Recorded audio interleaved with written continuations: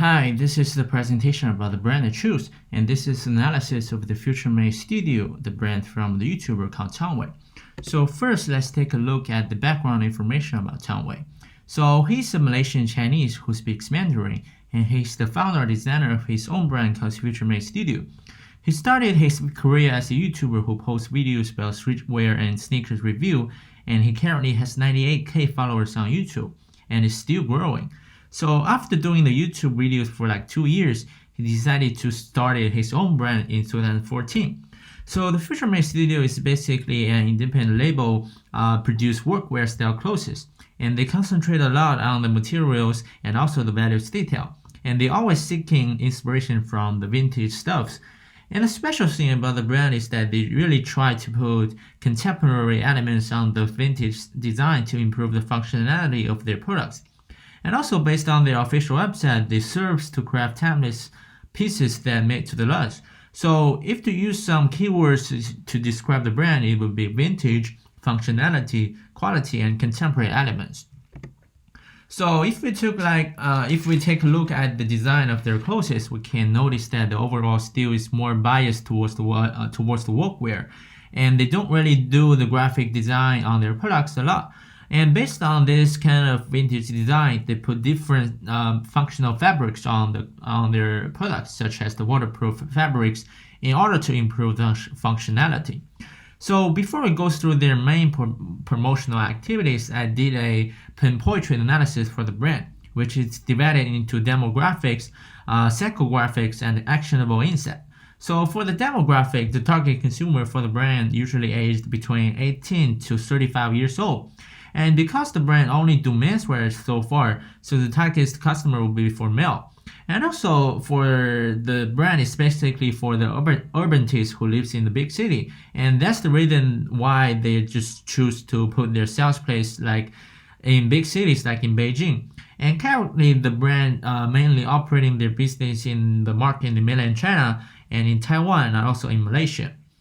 So for psychographics to expect, the brand is more likely for those who like vintage style stuff and also especially for workwear.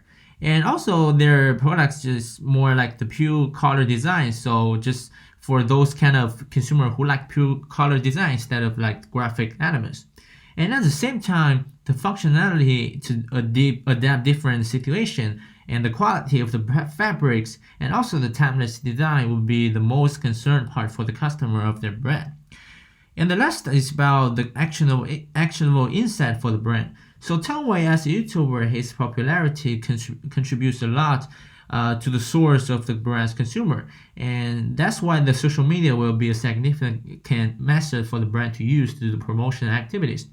And also the collaborations with other brand pop-up stores with several different activities during the pop-up store will really help the brand to output their brand value.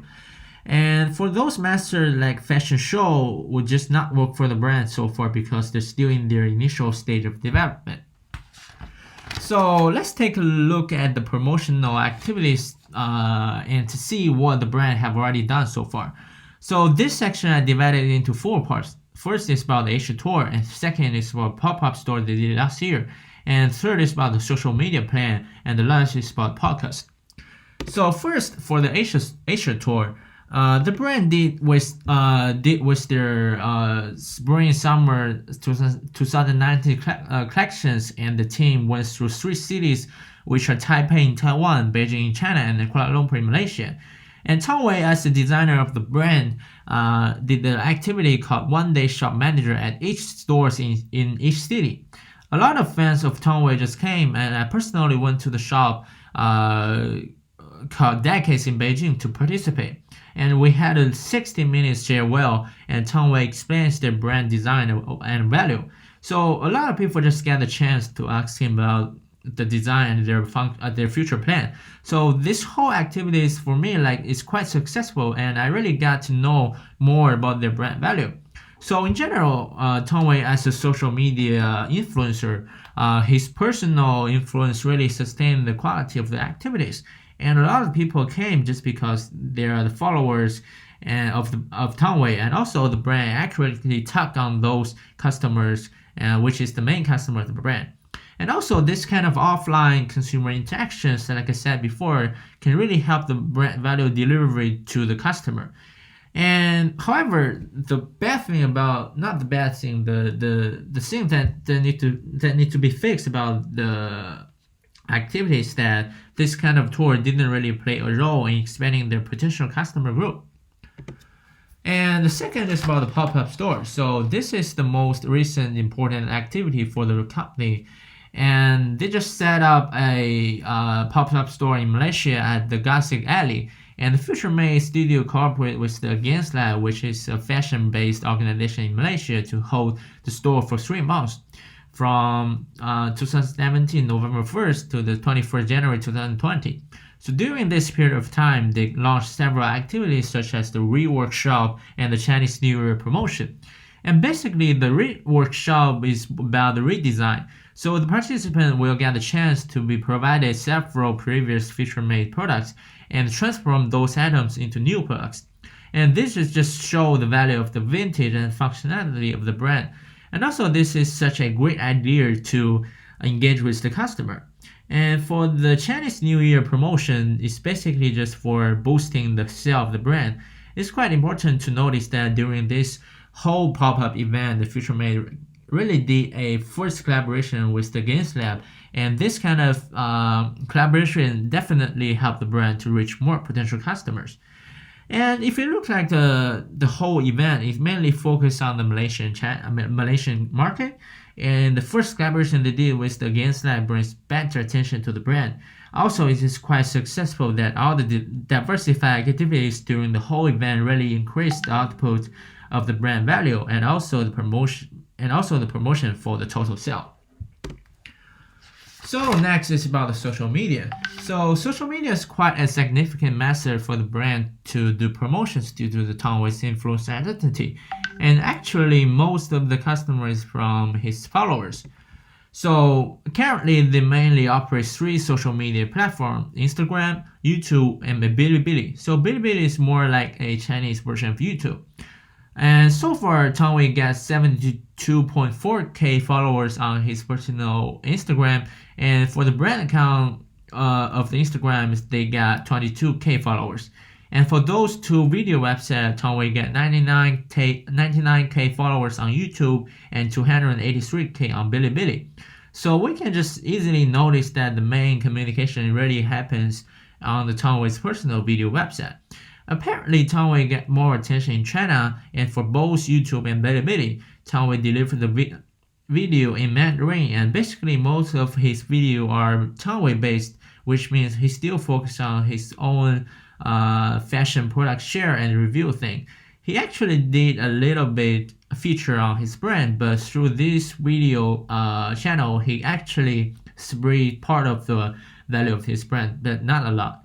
And for the Instagram, it's more like the Futuremade based, and you can actually see that the follower of the brand account is less than his personal account, and that means that actual consumer conversion rate is quite low. In other words, the engagement of the brand on social media is highly reliant on Tongwei himself, and that could be a limitation. So the last method they use is called podcast, and actually this is part of the social media thing, but I just separated it out because this is kind of the trend right now on social media, and a lot of YouTubers and influencers just open up their own podcast. So far for Futuremade Studio, Tongwei started doing podcasts in 2019, and he has an original podcast with Sean, who is his business partner, and it's called 肥龙虎兽 in Chinese. And they talk a lot about the fashion industry and also their own brand development. And this kind of podcast really create another way for the brand to strengthen the relationship with their customers and the futures of and further spread their brand values and concepts. And also, Tongwei attend other podcasts as a guest to talk about himself and his brand. And this is an example that Tongwei did with the podcast called Talk to the Mass, and it's quite famous podcast in Malaysia about fashion. So in this way, the Futuremade can really expand their brand exposure and reach to the new customers. These are the main promotional activities that Futuremade did so far, and I draw a conclusion based on my research and divide it into two parts. The first is about the good thing they did, and the second is about some part that they need to be fixed about. So the great aspect for the whole plan is that their overall targeting on consumers done well, especially for the pop-up stores thing. And also the brand values deliver well through diversified message, which means their forms of promotion are relatively rich. However, some things still need to be concerned, and first of all, the brand should really try to gradually get rid of the limitation from the Tongwei. Like I said before, if the brand really wants a long-term development, then really need to make a brand more independent, not just attached to the designer, because like Tongwei is a YouTuber. So also on the other hand, the most of the consumer for the brand so far has come from Tongwei's followers. So they might need to work on finding potential customers through several different promotional methods to target them.